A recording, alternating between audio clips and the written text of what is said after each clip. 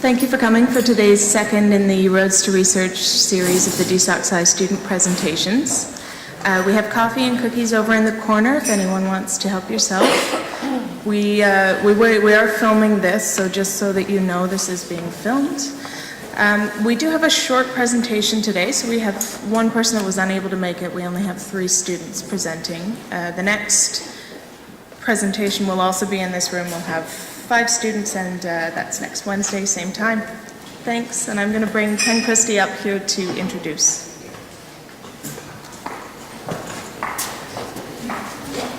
Well, good afternoon, everyone. Thanks for coming. These presentations are really enlightening, and I think we all get a lot out of them, even though they're only 5 minutes. Normally, if you go to a conference or something and present your research, you usually get about 20 to 25 minutes. But to get your ideas over in about 5 to 10 minutes is really amazing. So I'm really happy that we do this and we complete this format. I think it's a fantastic idea. So I'd like to bring up Graham Mitchell first of all. He's going to talk about bridging the divide between interdisciplinary theory and practice in secondary education. So Glenn has agreed to be timekeeper. I'm useless at keeping time. I'll let him ramble on forever. But Glenn is going to be the timekeeper, okay? So Graham, could you come up? Perfect. Thank you. Good afternoon. It's a pleasure to kick off the talks today. At the heart of my study is a program called the Institute for Global Solutions. This is a program that I co-founded and currently teach at a wonderful high school about 20 minutes away from here called Claremont Secondary. This program is built upon 4 key principles. It's interdisciplinary, it's project-based, it's solutions-oriented, and it's highly collaborative. And those are my 3 colleagues at the top there. As you can see from this image here, we bring together previously distinct subject areas. And we do this because we task our students with looking at the defining challenges of our time. And we think that by giving them the ability to look at these issues from multiple perspectives, we prepare them to become better problem solvers. This model also gives us a tremendous amount of time. We have these kids every day for 180 minutes, which is fantastic because we get out of the class a lot, at least once a week. And we also have the opportunity to bring expert speakers from the field into our class as part of our IGS speaker series. And these are just some of the prominent individuals we brought into our class over the last 2 years. So the focus for my study is the interdisciplinary nature of our program. And I really want to see how this relates to the student experience. There's a growing body of research that suggests that interdisciplinary education at the post-secondary level, at the university level, has distinct benefits over traditional methods. So now with the Ministry of Education and our school board and UVic really looking at scaling our model up, I think there's 2 key questions that loom large. The first is, how do we actually assess interdisciplinary education? How do we evaluate it? And the second is, do these distinct benefits that we see at the post-secondary level, do they extend to the high school level?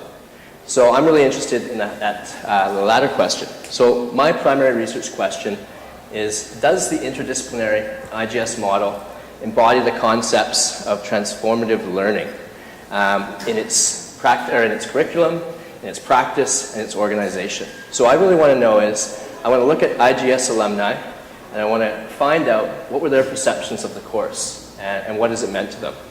And I'm hoping to take these findings and then to build a framework for improving the IGS model, but also for expanding interdisciplinary education at the high school level across British Columbia. So I'm taking a case study approach using mixed methods, and I'm thinking it's going to have 2 key phases. The first phase is going to be semi-structured interviews with about 15 IGS alumni, and I really want them to reflect on their educational experience.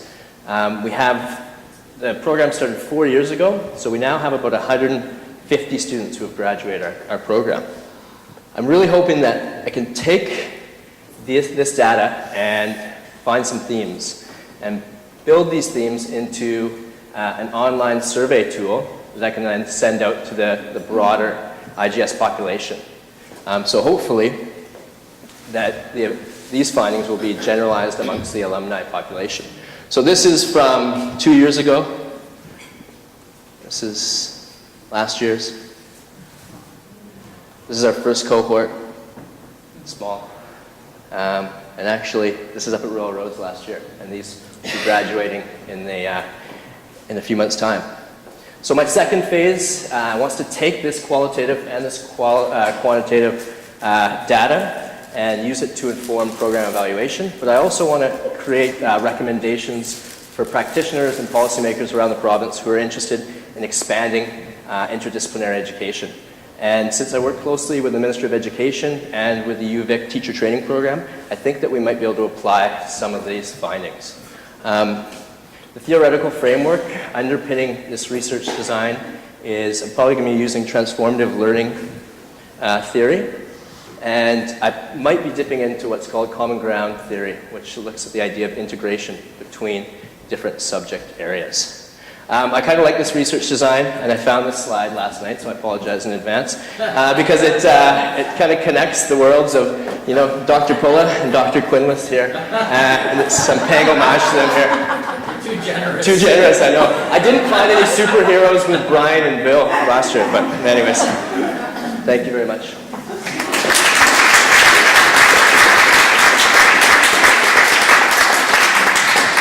So, any questions? Yes. Yes. Could you please explain to me what transformative learning theory is? So transformative learning theory looks at when a learner, through a learning experience, has kind of a shift in consciousness, so that they, after that learning experience, they see things in a new way, and maybe they look at the world with a different lens. So I really want to see if this program has that type of impact on these learners. Does it also affect behavior? I imagine it would definitely affect behavior, yeah. And part of our program is to get these students engaged in their democracies, in their societies. And so I really want to know if what we are hoping to do is actually happening, and I want to hear the feedback.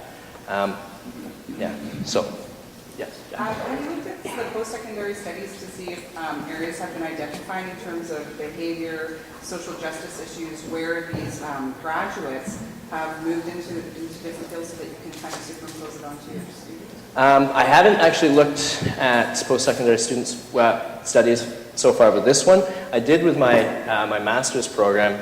For that, I looked at a sustainability program that I developed for the Ministry of Education.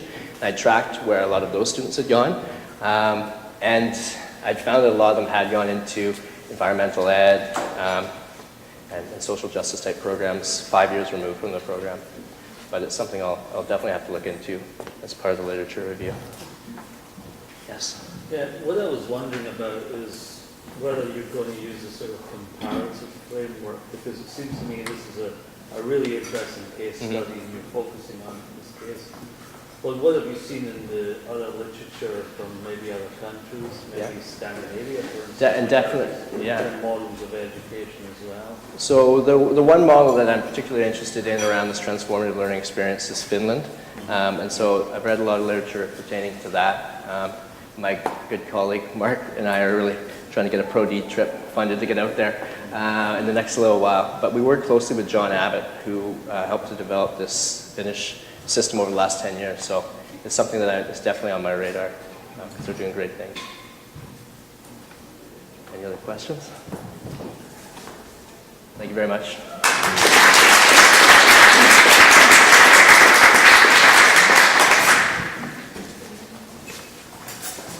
I'm always impressed by these great graphics. Our next speaker is Jana Wenzel, and Jana is going to talk about the examination of the role physical activity and exercise play in the prevention of burnout amongst formal and informal caregivers. Thanks. Which one is it, Dan? It should be there. It must be down on the bottom. It's Here, let's get it.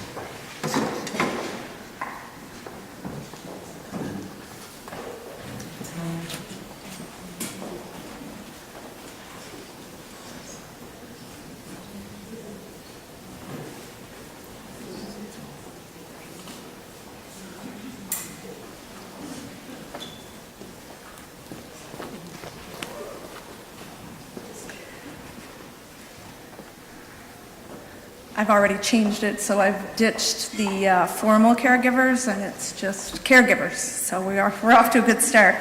Good afternoon. My name is Jana Wenzel, and it is my pleasure to speak with you about my proposed research. I do want to acknowledge the support that I received from my husband and my daughter, as well as my employer, in order to be here today. I also would like to thank Dr. Ron Lindstrom, that will serve as my supervisor. In addition, I want to thank the members of the 2018 Doctorate of Social Science class, because without you guys, this would not be doable. So, what's the big deal? We've heard it. It's called the silver tsunami, those aging baby boomers. But what does that really mean? If we turn to the numbers, it means this. The average age of the population in Canada is rising. New ways of facilitating the healthcare needs of older adults must be examined. Globally, we are seeing a shift of healthcare from being delivered in institutions to home care. In a socialized medical system, this is necessary in order to achieve fiscal sustainability. In 2011, the median age in Canada was 39.9 years, but in 1971, 26.2 years.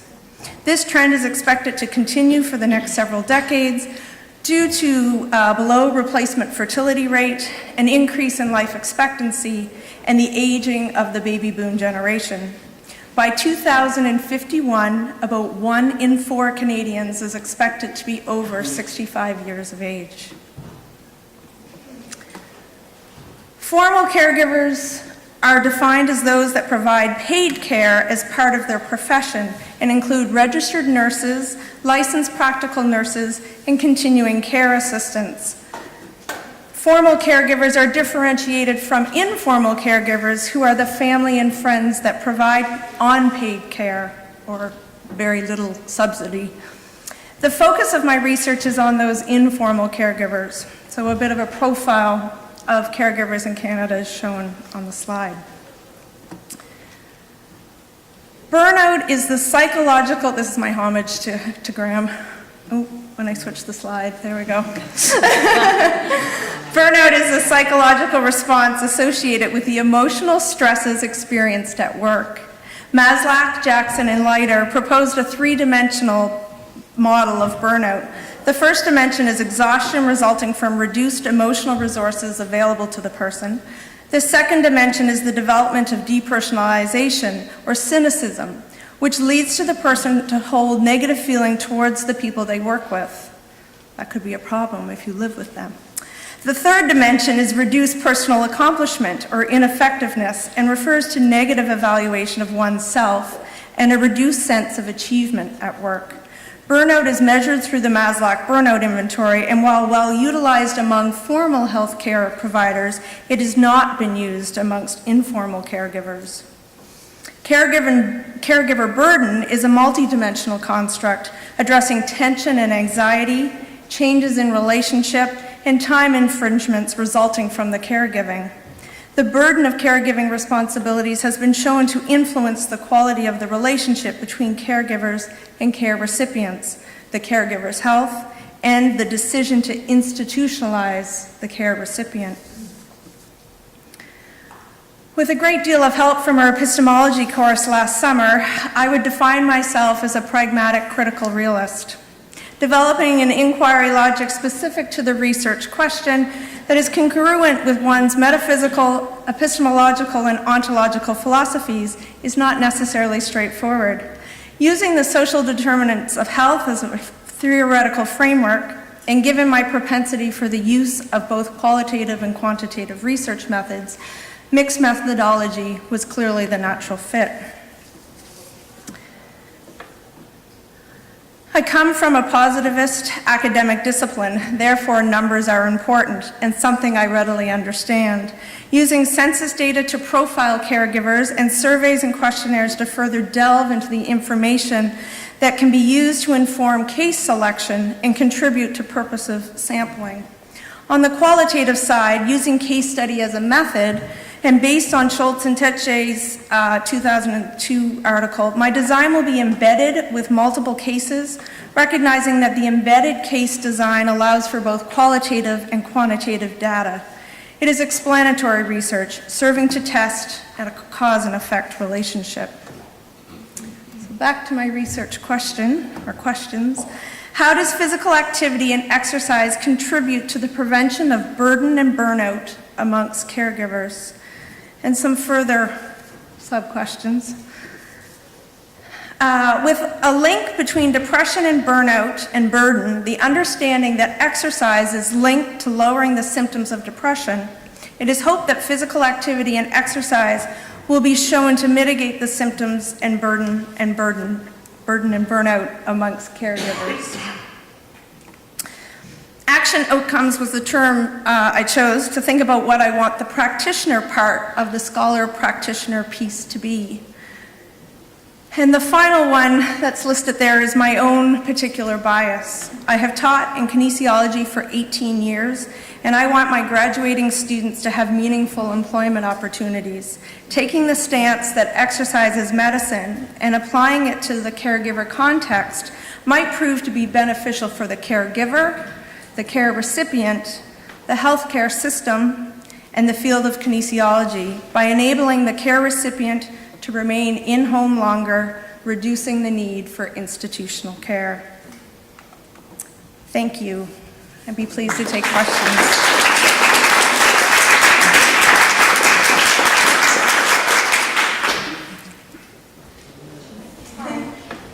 So I think as we go about this, you'll likely start to see a difference across different cultures. So I think of my own culture, we tend to keep the elders at home, right? And that's changing a bit, but I suspect you might see some variances in how different cultures address the issue, right? And even attitudes towards exercise and all that. Have you factored any of that into your research or anticipated research? Remarkably, if you look at the worldwide literature around caregiving and the changing demographic, it is a worldwide problem. And they talk about that even in traditionally cultures, Japan, for instance, where it was expected that the senior individual would be cared for by their children, that is not happening. So, it's shifting and maybe not as quickly as you might see in Canada. We are at one of the higher rates of caregiving at this point, but it is shifting worldwide, and so it isn't a problem unique just to Canada. I would expect there'll be some cultural differences, and at this point, I'm not sure if my sample size would be enough to show significant differences amongst that. I guess it depends on how big the quantitative side is in terms of informing the qualitative side. Thank you. That leads me to the question of your sample size. Is how will you be selecting your case studies and how many case studies will you be following and for what length of time? Excellent question. And I guess it is a little bit dependent on some situations that are occurring. So we applied for a very large CIHR grant. And if that should come through, then it becomes a national survey with participants in BC, Ontario. It was a FISI grant. BC, Ontario, PEI, and Nova Scotia, which just allows for certainly a bigger case study. The qualitative side could certainly be larger that way. But if I'm going to do them all myself, which is my intention, then I would expect under 30, so that's small n case study. I've been toying just recently with the following in terms of a longitudinal. I expect it will be a one-time with perhaps a follow-up in terms of revisiting the themes that emerge from the interview. Okay. Yeah, I find this whole concept of caregiving very interesting because it's something that seems to have come up fairly recently over the last decade. And I'm thinking, there's a real sort of looking at caregiving. It doesn't seem to be a sort of professional industry, and therefore people are not sort of either held accountable or maybe not paid the same equivalent. Say someone like a nurse, for instance, right, in the nursing professions. Do you find much of this kind of stigma attached to that? You know, that caregiving can be anything and everything? So I think understanding a little bit about how the system has transpired. So the biggest issue is that once you go into long-term care, it's subsidized by the province or you know, through the healthcare system. And when it's home care, there is subsidies. Now, they are not, so in Nova Scotia, we have 7 different home care providers. So they bid on a contract, so they're private, so the Victorian Order of Nurses is a common one. We have CareForce, we've got Northwood Healthcare. So there's a variety of providers, and the standards are not consistent. I had a qualitative interview as part of an assignment for Simon's class, and she relayed the fact that her mother, who is quite blind and certainly hard of hearing, that they sent a different care provider every day, and that they did it. And so when, you know, the question went back to them, why? Well, we don't want, you know, your mother or the care provider being attached. And so, you know, it was like a purposeful decision to, you know, not provide care that would be continuous and that you can establish a relationship. And so she withdrew, you know, from home care services and took on the role herself, but is experiencing very, very high levels of burden and burnout. Right. This question of attachment wasn't what I was interested in asking about, but you know, of course, the parallel here is between the 2 phases of life where caregiving is provided. One is, as you're describing, at the end, and the other is at the beginning, right? And the generalizability of your findings to young parents, young mothers especially, who also get isolated, also get depressed, also find it difficult, especially if they have more than one small child, to keep physically active. And there's going to be there's literature I know in the early childhood world about this kind of stuff. I don't know whether you've stumbled around on that, but there is. And the attachment thing is an obvious one that comes out of the early childhood world. So there may be an important parallel literature that gerontologists don't read baby stuff, and neither do baby people read gerontology stuff. But you may profitably walk across both of those worlds. That's an excellent point, and not something I had looked at. But it does take to the situation where we're no longer offering prenatal classes, that they're now being offered online, and as a means to save money. But a number of people have said, that wasn't the value of those classes necessarily, the information. It was the circle that you created, that community that you created of the people that are going to have babies at almost the same time as you. And then you can, create those, one of my best friends was, a woman that I had never known until I met her in prenatal class, and our children, have grown up together, as far as 7 can be called grown up. But, I think that piece of it's really important, for sure. Thank you. I don't know if you've covered this already, and I just missed it if you have, let me know. In your case studies, are you looking at current caregivers, or are you looking also at individuals who have been caregivers? I would like to focus on current caregivers, and this is where, the population, I did indicate that the sandwich caregivers, a lot between caregiving for children and caregiving for older parents, typically, or we also see it in parents-in-law. It's quite interesting how many daughter-in-laws care for their, in particular. So that particular group is of interest to me, but I think that we can glean really, valuable information from whatever cases we look at.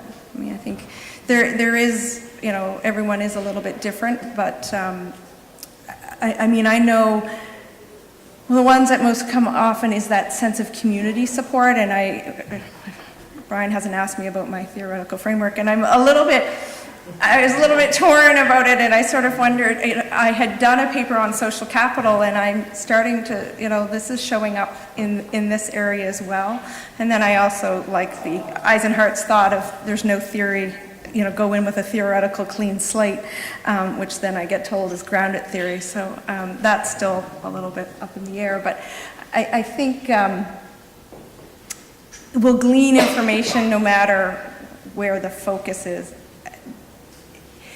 The pieces that people want, and I think we have to recognize, is that these caregivers are providing millions to billions of dollars of savings to the healthcare system. If they withdrew their care, where would these individuals end up? And in most cases, it's an institution, which costs us, a tremendous amount of money.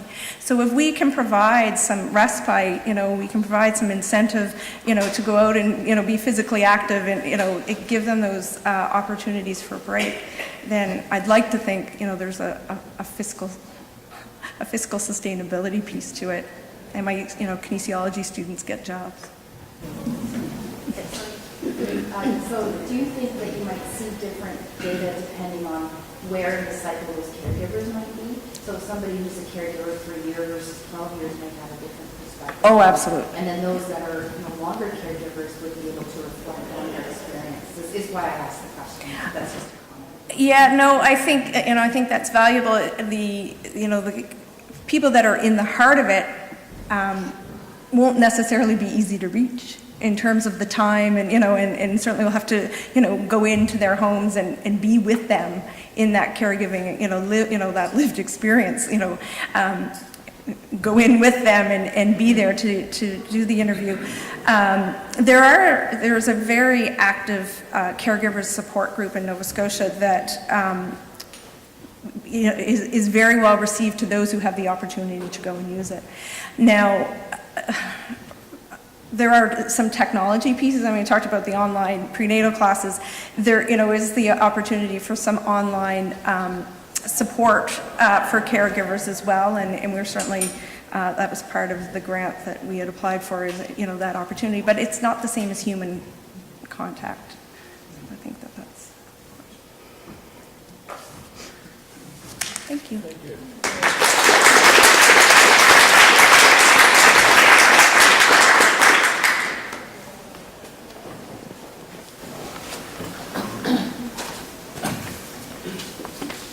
Our third presenter is Kathy Tarnay-Lockhorst. She's going to be discussing From Physics to Where, Increasing Access for Women to Engineering Education. I'm always fascinated by how interdisciplinary these research teams are. It's really amazing how we're crossing these different kind of boundaries in research, and of course that's great, another great topic. Thank you so much. Thank you.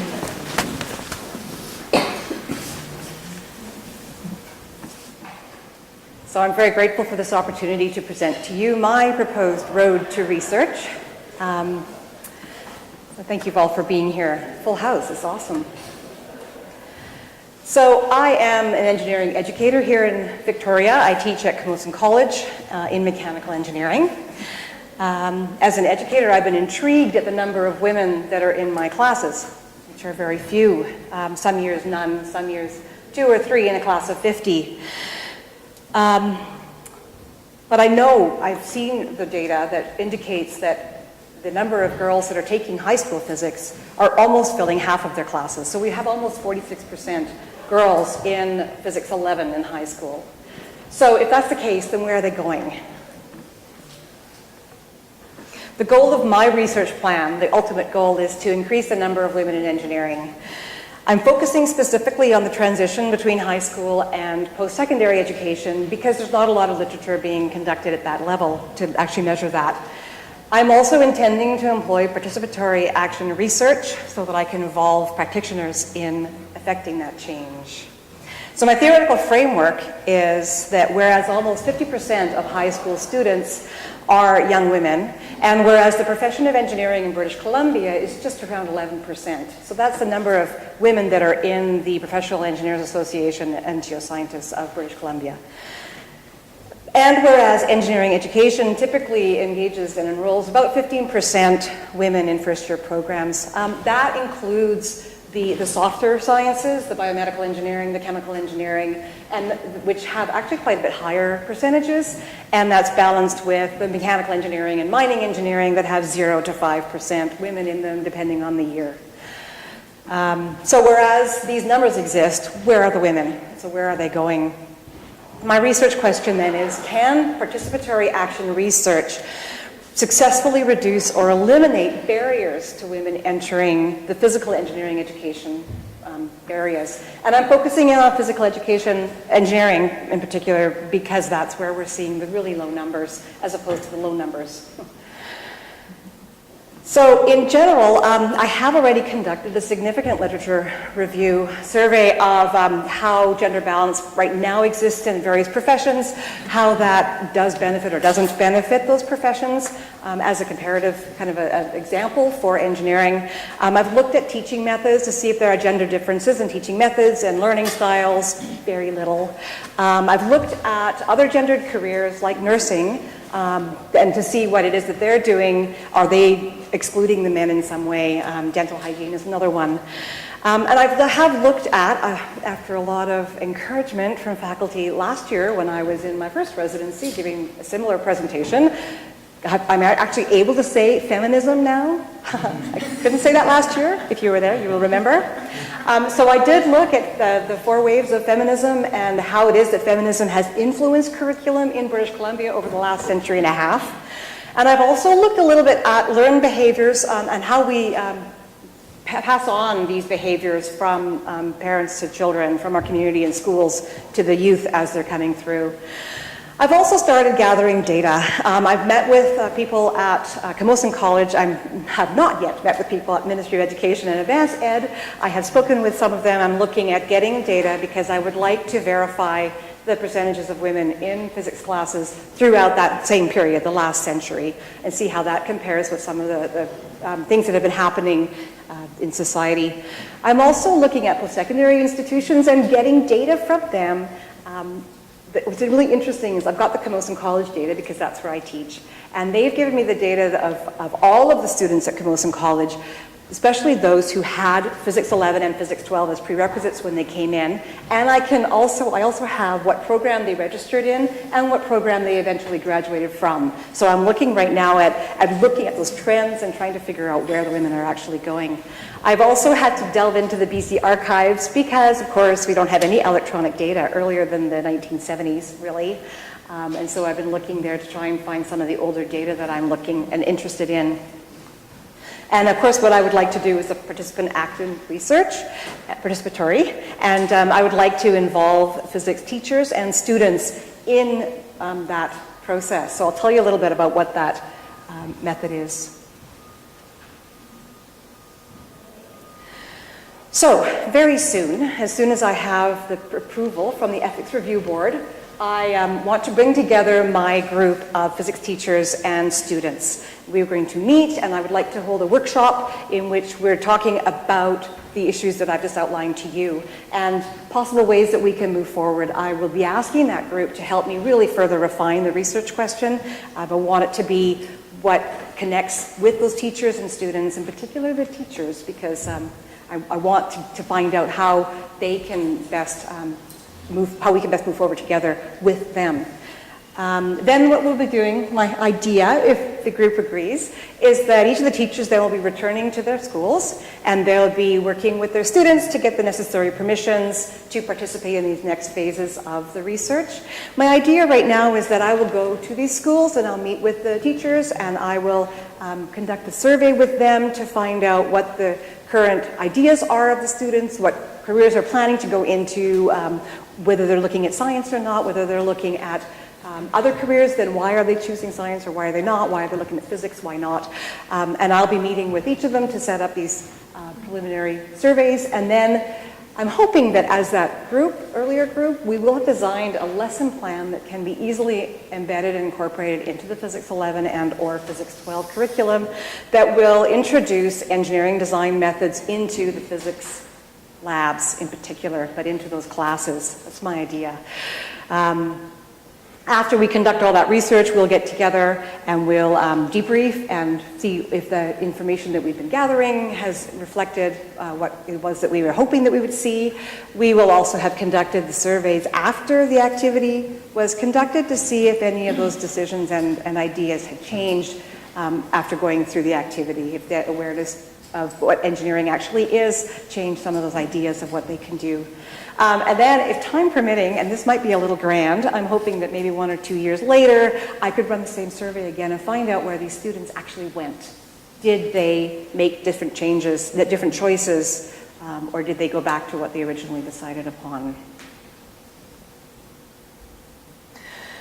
So what I'm really hoping, as you know, is that we'll eventually have more women in engineering, and this is my alma mater, and I have a red jacket just like that, and I'm hoping that there'll be more women like that in the future to join me in my profession. So thank you so much. I'm looking forward to any feedback.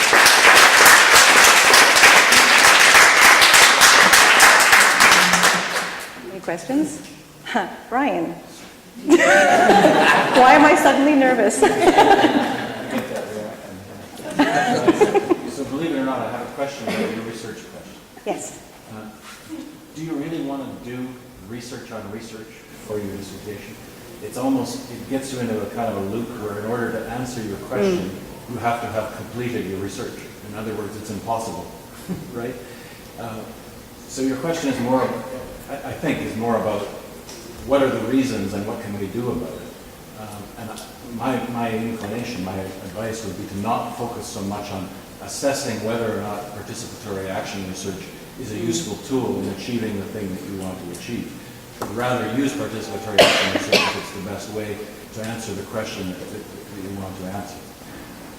But even bigger than that, stepping back a little bit, it's a really important question in a lot of different contexts, and you're focusing on your particular the place where you teach, the place where you have access, and that makes a lot of sense. But as much as possible, if you can generalize that learning, and the more specific you make the intervention, in other words, the more you get engaged in that process, the less generalizable the lessons. So just something to Thank you. So to kind of speak to your first point, it's true. I was looking at whether or not the participatory action research is something that I want to be assessing. Absolutely. Part of what I'm curious about is whether engaging the physics professors, the physics teachers in the activity will change their own perceptions. And I think that might just be a sub-question for me to hold on to, because you're right, the core, what I really want to know is, will the activity, will that lesson plan that we design through participatory action research, if that's what we end up doing as a group, will that lesson plan embedded into the curriculum reduce or eliminate the barriers facing women to entering the profession? So that, you're right, that's more of what I really want to look at. So I take that and I'll remove that PAR piece from there. So just to, but that already assumes the solution. Oh, absolutely, and I recognize that. So that's the challenge that I have as an insider, is that I can't help but keep in my mind. So I'm talking to you about my assumptions because this is what I'm kind of hoping to see. But I also know as a facilitator of workshops, when we're running, especially as a group, when we're trying to co-create something together, I can't come in. I will definitely disclose my position, disclose that I have, that I'm in the profession and I'm a teacher as well. However, I'm also going to be open to what the group says, and if it turns out that that is not at all what we as a group decide is the appropriate way, then we will do what the group, because it's a joint, a co-research question. I'm only disclosing that to you because that's the idea that I have as a possible solution that I might, do something about. The second piece that you talked about is about generalizability. And absolutely, I've been looking at some ways that I can pick a representative sample. And yes, the easiest thing to do would be to pick teachers and students that live here in Victoria so that they're handy and I can regularly meet with them and have this ongoing reflection time to debrief with them and keep that process going. I need to investigate whether or not the Victoria School area region is a representative sample. And I also need to look larger at the BC picture, and I have some data courtesy of Jacqueline Quinless, that I may be able to give me some national information about perceptions about career options for women. So I need to do those tests still, and that will be coming up soon. And I actually can't do anything until I get that pre-approval for ethics. So I'm definitely keeping that in mind. So thank you for both those comments. Yes, I don't know who was first. This may sound like a really simple question, because I don't know much about physics and I don't know much about engineering.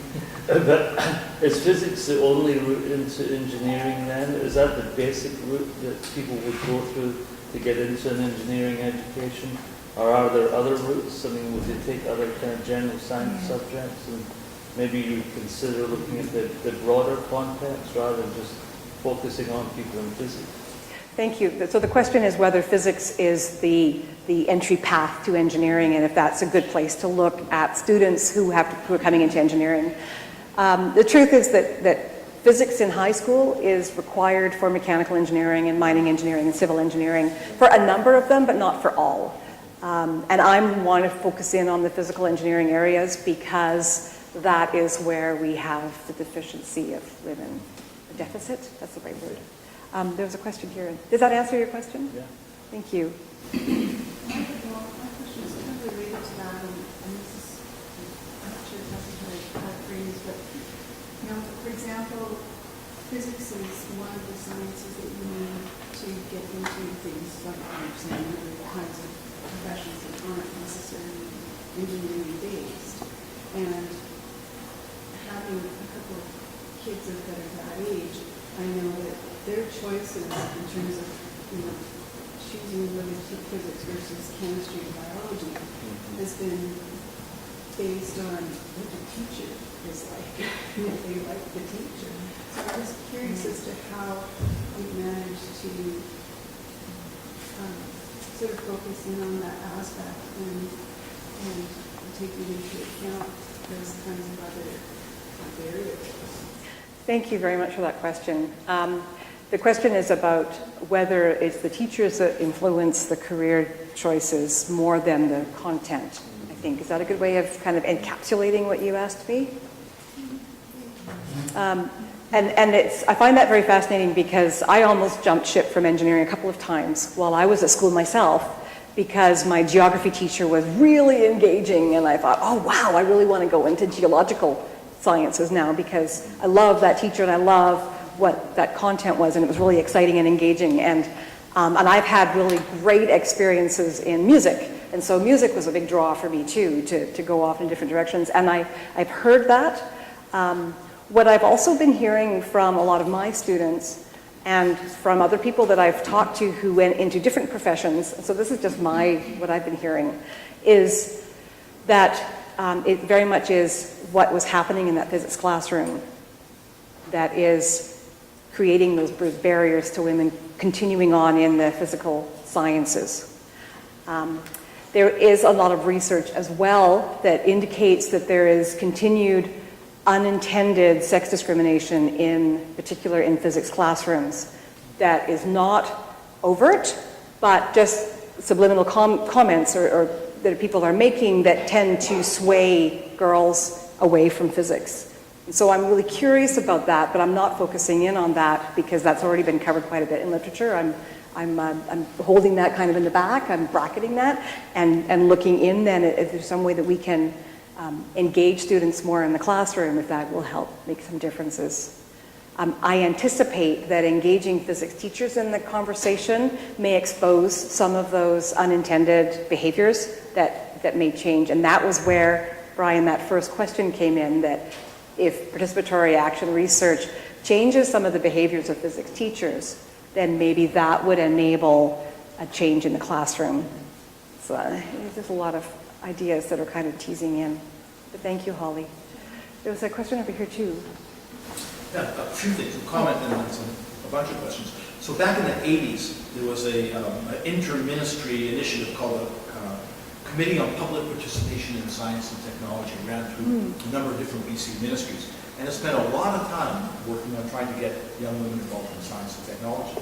You might want to figure out where the hell those records, because there was a tremendous amount of work, and actually the studies that were done that came out of it was that it was the time when women began to start moving out of humanities and social sciences into the broad range of sciences, engineering being the biggest laggard. But so there's a lot of stuff that was done around that in this province that was kind of leadership stuff around the country. Thank you. I'll Yeah, touch base with you afterwards. That would be great. I probably have my own stuff, but there's probably a lot of other stuff that I don't have. So, but the question I always ask of that work that we were doing, and any of these kind of short intervention programs, you know, I used to work at the museum downtown, and the managers would always want to know, well, so how does, you know, is your program going to turn these kids into naturalists? You know, like, man, how do you tell this, right? They've got a whole set of life experiences. And so whether you can create a few cool lessons and somehow imagine that that is the change in a young person's life, a young woman's life, I don't know how you can honestly attest to it, because you've got so many conflating and confounding other things cooking. But what you can do, and I know it's been done in certain contexts, but you know, but what you can do is actually go to those young women who are where you'd like to see more, and find out, how did you get here? And maybe ask the kind of questions others haven't asked about what were the things that were your barriers, how did you find bridges, as opposed to finding other young women at Camosun, for example, doing maybe chemistry or nursing or early biology. And why not physics? I mean, what were you know, did you want to be a physicist, but in fact, you were totally seduced by this great nurse who thought that would be the most fun thing to do, or there were barriers? You know, those are things, in a retrospective way, I think you're more likely to be able to make some linkages, and also to follow Ryan's lead about be able to speak more generally about influence of career choices. I mean, there's literature out there on that, but the idea that you're going to be able to tease out in a relatively short period of time, like a dissertation, that you create an intervention, you do the intervention, and then you expect to see some statistically significant output of that intervention. I don't know. That's interesting. I think Marilyn might be chuckling maybe in the back of her mind right now, because my original research plan back at the beginning, before we did the methodology course with her, was that I wanted to look at this longitudinal historical perspective and see where the women are over the year. And I wanted to interview some women who had been in the profession for a number of years and find out what their experience was in high school and what were the factors that really supported them in becoming engineers and staying in the profession. And I wanted to research young women who are currently at post-secondary education who had physics as a prerequisite but chose careers in engineering and not in engineering, and compare what their experiences were like and what their support systems were. And then I wanted to follow a group of students who were just coming into high school to find out what their intentions were and track what they were doing as they went into physics, and then they left physics, and see where they decided to go and why they went where. And then about at that point, Marilyn stopped me and said, so you've got a really great, 10, 15-year plan. So which piece of it do you want to do for your dissertation? So I have considered, and I have so much literature that I've just been being told, focus in, because I end up going out and following these odd threads. But absolutely. Even the idea of taking those girls, say in the Victoria High School system now, who are really good physics students, and following them for the next 2 years, independently, might also give you some insight. And that's my longitudinal. That's what I wanted to do. I wanted to talk to them. I wanted to try. Well, again, it may not be at all feasible. I'm not a high school teacher, so I don't know how much flexibility high school teachers have in the way that they deliver the material. I don't know how hard it is to redesign lesson plans to embed in the curriculum. I may be totally out to lunch. I'm not an educator, and that's the blessing of this interdisciplinary program, is I'm going to pull them in as my experts on how to get involved in the curriculum side of things, if that's what we can do. They may find there are other things that make more sense, and so whatever, but I am definitely action-oriented. I want to make change happen. The research, there is literature there that shows what the perceptions of women are in science. There are some numbers about where they're going right now and where they've moved on to. I have an opportunity at UVic to work with a woman who has machine code language, and she's got a thinking machine, or I'm going to get this wrong, I hope she's not going to watch this later.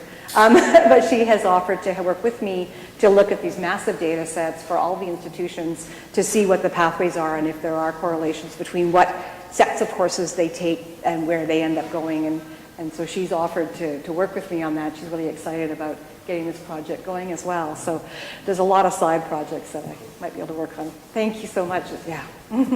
Jacqueline. Yeah, Kathy, so I just wanted to say, I'm really interested, and I do think there are differences between physics and chemistry and social sciences and issues around retention. And so some of the things that we were looking at with the data sets that you could use and identifying those sort of drivers, right, at the onset. And then what will make your study so unique is taking those drivers and what we find in national data, and we can get those generalizations, and then seeing why it is. Here's what we think is happening, and then what's happening in physics. So then you can flush that out. Right. Right? And so I think that's a real contribution that way. And so hopefully those data sets will be useful to you as you sort of look at those correlates. Yes, thank you so much. And I've had some conversations with you before about how I'm working with engineers and physicists, and so I'm really aware that I need to engage them. And I think if I talk about soft, qualitative things, the way that positivists view qualitative analysis, that I might lose a lot of them. So I'm going to make this little screen of quantitative analysis that they can then use to really help them to focus in on and accept the qualitative information that we gather. Cool, thank you. So thank you so much. Is there more questions? Sorry. Okay, thank you.